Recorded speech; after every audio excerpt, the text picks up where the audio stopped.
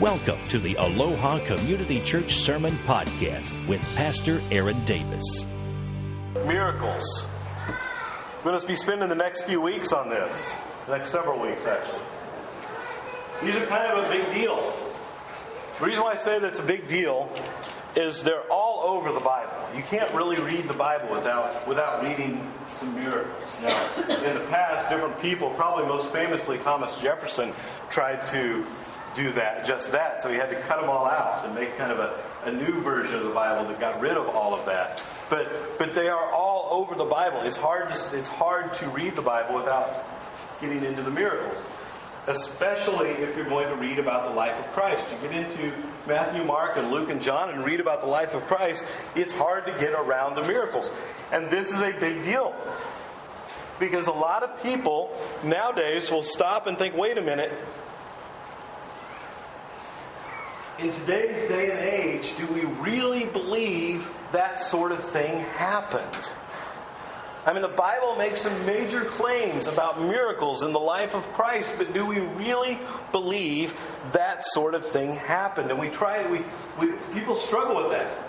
People come up with this scientific mind that says, no, I don't think that could happen, and we try to rationalize that. And so, in trying to rationalize that, we tend to think of miracles as something that could happen in one of these three categories. Either they're things that we simply can't explain, or maybe they're things that happen that we can't explain yet, or possibly things that we will never be able to explain. Now, here's what I mean by this. A lot of people will try to rationalize the idea of miracles and say, no, it's not nothing supernatural that's happened. It's just something that happens that you can't explain, and so, we think of it as a miracle. And some people look back then at the Bible and they say, well, those weren't really miracles. They were just something that people couldn't explain yet. But back then they really couldn't explain some of the things that were happening. But now they would be able to. Like, for example, they might say, when the Bible says that somebody was raised from the dead, they weren't really raised from the dead. It's just that back then they didn't really know if people were dead. Now, I never buy that argument, by the way. Because dead is dead, and generally people know when they're dead. For example, when my son was very young, when Caleb was very young, we had pet mice. And if you don't know, mice are a very disposable pet. They live about a year. And so this was a time for Caleb to learn about loss. Because he would have these pet mice, and he loved these pet mice, and then they would die. And it became a thing where I knew, because we would usually come home from something, and Caleb would go to his room, and then we would hear, "Mom!" And then Samantha would go into the room, and I would hear, "Aaron, come in here." And thought, okay, we're about to have another mouse funeral. So Caleb, at a very young age, probably about 3, could look in that cage and see that it was dead. It was something had changed about it. And so I never really bought that. Well, they didn't know they were dead. They were just very, very sick, or they're sleeping, they passed out. The people didn't really know, and then they got better, they woke up, and everybody thought, that they had been healed. And so that's kind of that second category. We try to say, well, it's not really a miracle, it's just that they didn't understand the way we understand it. And so now what maybe the person was doing then, they thought was a miracle, or they thought was magical, we would just say, well, that's just how things go. That's just medicine or something like that. But then there's a category of things that we'll never be able to explain, that we can't point to and say, well, they just didn't know any better back then, or they just jumped to a conclusion that it was miraculous. And I want you to understand this, that what we find when we look at the miracles that Jesus did, that they usually tend to fall into that category. Things that we will never be able to explain. I'll show you over the next few weeks that we are not talking about things that people just didn't understand, so they said miracle. And I'll show you over the next few weeks that we are not talking about things that the people just didn't get. they didn't get it, and so they didn't understand it the way we would understand it, so they thought a miracle, whereas now we would have a perfectly reasonable explanation. The things that Jesus did were things that could never be explained outside of the idea of a miracle. And I understand that this is a barrier to belief. There are a lot of people that would love to be able to say, you know what, I want to follow Christ. I want to live the way Christ said to live. I want to accept His teachings. I want to follow who He is. I want to say that I'm a Christian. I want to go to church. I want to do good things. I want to do all of this. But that idea that there were miraculous, supernatural things, I just can't get that out of my educated mind, so it becomes a barrier to belief. And this is a big barrier. Let's not overlook it. Let's understand exactly what we're saying there. Because if we don't have the miracles, if we just ignore all the miracles or rationalize them away, what we have in the Bible is Jesus as a teacher or a moral example or a religious leader. This, by the way, is what you get when you hear people say, well, I think Jesus and Muhammad and Buddha were probably all, they all pretty much said the same thing. By the way, they didn't all say the same things. But people will say that because if you take out the miracles, then that's pretty much who Jesus is. He was a teacher or a good moral example or a religious leader. But if he was really going around doing the kinds of things that the Bible said he did, like calling people out of the grave, like being able to heal somebody without even being around them, if he was really able to do these miraculous, supernatural things, then he's not just a moral teacher, a good teacher, a moral example, a religious leader. He would be God.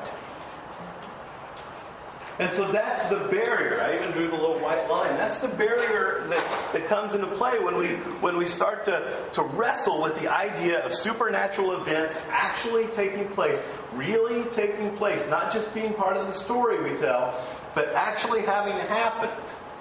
That's the barrier, because then we have to go from saying he's a good guy that I like to listen to no, Jesus is God. And so it's a big barrier. By the way, if that is a barrier for you, if that is something you struggle with, let me ask you, let me just put a few things to you. Some things to consider on this barrier.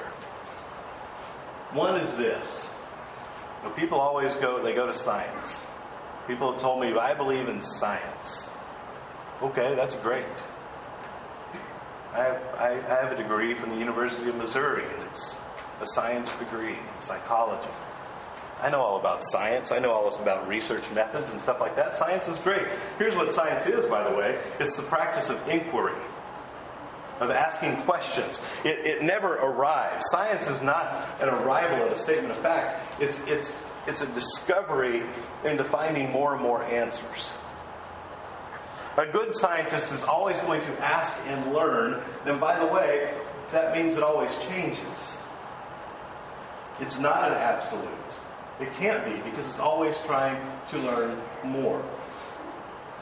There's nothing wrong with it being that way. That's how it should be. I think that's the science God gave us. But it's a mistake to ever think it's arrived, because it is, by definition, the idea of asking questions and exploring more and more and more. And you might say, well, what about scientific laws? You mean like Newtonian laws? A lot of scientists are saying that those are wrong. It's always asking questions. Always trying to find more answers. And every new answer brings more questions. Consider that. And while you're considering that, if this is a big barrier to you, let me put this out there. If there are always going to be things that cannot be explained, in other words, if there's always more to know, then it stands to reason that there can possibly be things that will never be explained. If science, by definition, is not going to answer every question, that means that there will always be questions. And if there will always be questions, it is possible that there are questions that can never be explained. That third category. Now, while we're considering that, consider this. If we're going to accept the fact that there is a creator of this world, then that creator would be on the outside. And as part of the outside would not be natural, but supernatural by definition, because it would supersede. Think about it like this. How many people have ever built a model? Anybody ever built a model? Okay, we built models, right? They come in a box of plastic parts. And if it's a nice box that's my level, they're plastic parts that snap together. But chances are, for all of you very bright and creative model builders, there were a bunch of parts that you're going to have to cut and glue and sand and paint and all that good stuff. But they come in parts, and they're all plastic. And then you sit there, and you take the plastic, and you take your knowledge, and you take your skill, and you make something. I see this happen all the time in my house. Not necessarily models, but I see my wife either take sheets of glass and create a picture out of it, or a canvas and paint a picture out of it. She makes something. Now, the creator, the artist, the model builder, is not the same thing as the model, right? It's not even the same substance. The model does not form by itself. And it's not another plastic piece that comes along and makes it. It's something different, something that supersedes it. And that's what I mean by saying, if we accept the fact that there is a creator, if we accept the fact that there is a God, then by definition that God is going to supersede creation, and we would have to allow for the idea that God then does not operate or have to operate by what we see in the natural order of things, because he is supernatural. He might choose to operate by the order that he set up, but he's not bound by it. And so all of this, what I'm trying to give you is just some things to consider if you have this barrier, to at least consider with me. At least consider with me that logically speaking, scientifically speaking, miracles are possible. Now that we've got that out of the way, let's talk about exactly which miracles we're going to talk about over the next few weeks. There are 4 books in the Bible that detail the life of Christ: Matthew, Mark, Luke, and John. Matthew, Mark, and Luke are all very similar, and then John is different. By the way, some people will use this sometimes to discredit the Bible and say, wait a minute. You can't believe this, because Matthew, Mark, and Luke, they all said this happened then, and this happened then, and then John came along and said it happened at all different times. How can that be the same? Here's how. Matthew, Mark, and Luke wrote biographies. John wrote a memoir. Here's the difference in that, by the way. A biography is a timeline. This person was born, and then they did this, and then they did this, and then they did this, and they did this, they did this, and they died, and in the case of the Gospels, and then they came back and did this. It's a timeline. That's what a biography is. A memoir is different. A memoir is somebody taking events within a timeline and presenting them in a way to make a point.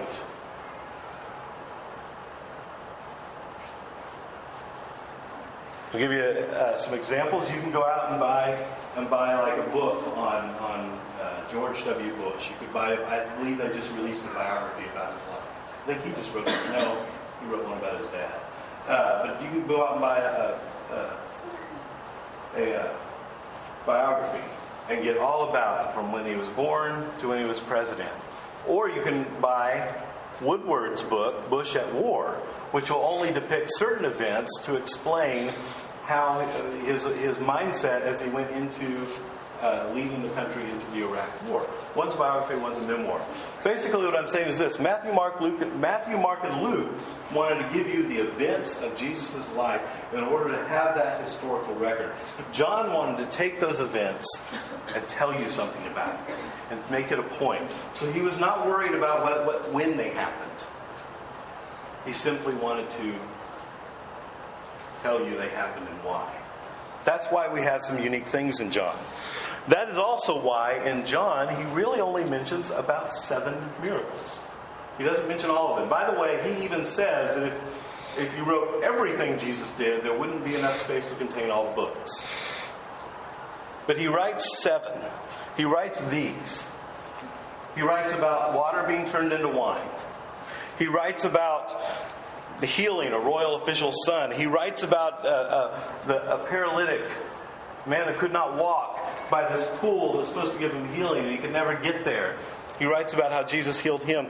He writes about the feeding of the 5,000. He writes about Jesus walking on water. He writes about healing a man that was born blind. And then he writes about Lazarus being raised from the dead. And by the way, that's what we're going to be talking about for the next 7 weeks. But right now, I want us to ask this question. Why? Why those? Why did John choose to tell us about seven miracles? Why did he bother with miracles at all? Couldn't they just tell us what Jesus said? Couldn't they just tell us what he did, what he taught? After all, if he's going to be a leader, if he's going to be our teacher, couldn't they just do that? Why this? And for that, I want you to turn in your Bible to John chapter 20. By the way, if you ever come and you don't have a Bible, there's always a stack on the back table. If you ever want to keep one of those, feel free. I said that, and then somebody called me the other day and said they needed to return 4 of them to me because they kept keeping them. I appreciated the return, but seriously, you can keep those if you want, if you need them. If not, leave them here. We'll allow people to use them. Also, it's up on the screen, and also I'm going to read it to you. John chapter 20, verses 30 through 31 says this. Now Jesus did many other signs in the presence of the disciples, which are not written in this book. But these are written so that you may believe that Jesus is the Christ, the Son of God, and that by believing you may have life in His name.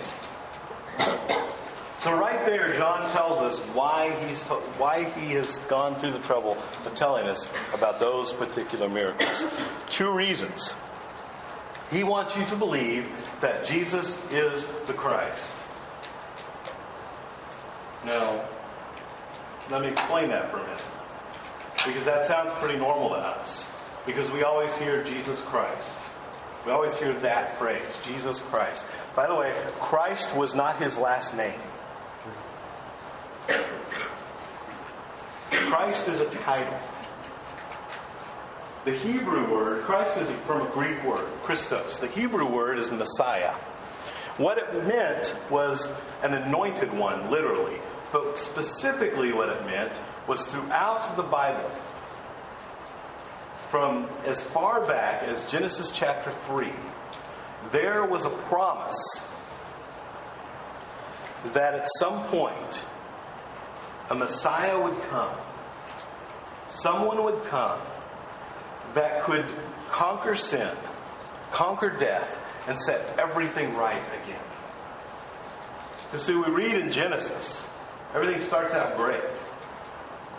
Chapter 1 and 2, things are great. The world is being made, and it is good.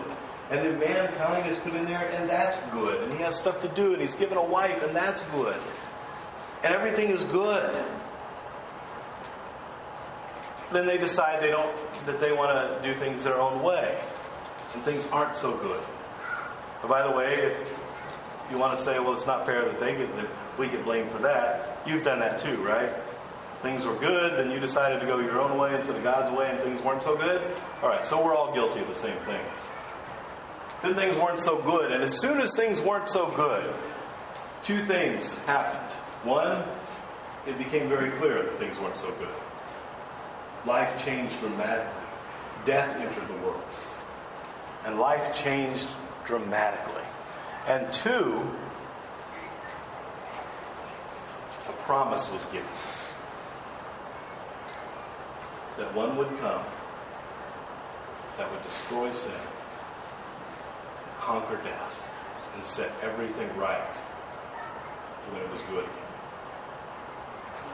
That promised one throughout Scripture was called the Messiah. Greeks simply said Christos, meaning Christ. And so John is saying, I'm writing about these particular miracles. He even says, Jesus did a lot more than these. But I wrote about these so that you would know that Jesus is the Christ. He is the one that all of Scripture, as far back as Genesis 3:15, as far back as then, Jesus is the one that was promised then to conquer sin, to conquer death, and set everything right.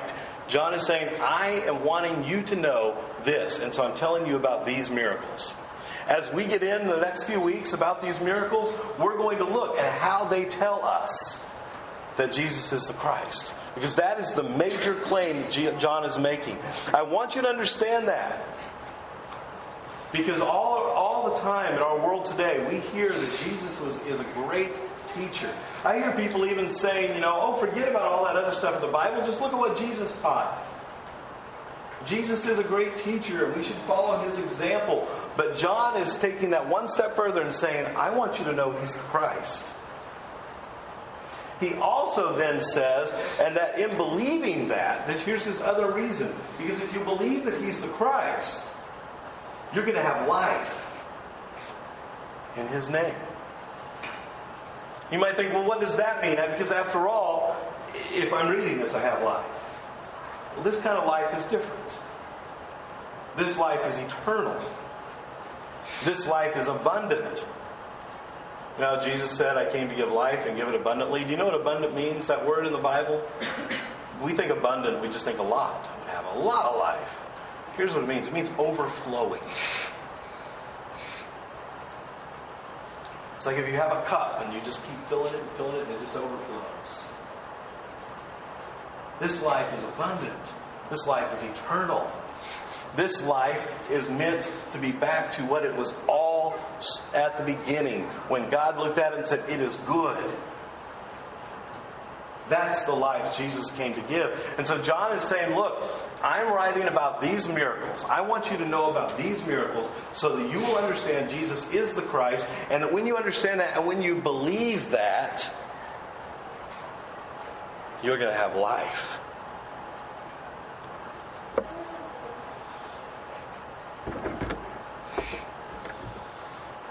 So where are we in all of this? John chose to write about these miracles for your benefit,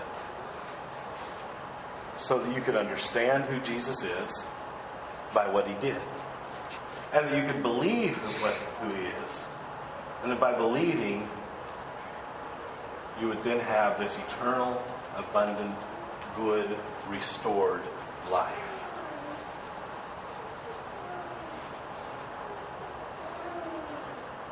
So then the question becomes, do I believe? Do I believe? Now let's talk about belief for a minute. Because a lot of people are like, yeah, I believe that. But do you really believe? You may remember a couple of years ago, a guy named Nick Walinda walking across the Grand Canyon on a tightrope. Anybody see that? Yeah. All right. You might think that's kind of crazy, but if you had his last name, that wouldn't be all that crazy. That's what the Walindas do.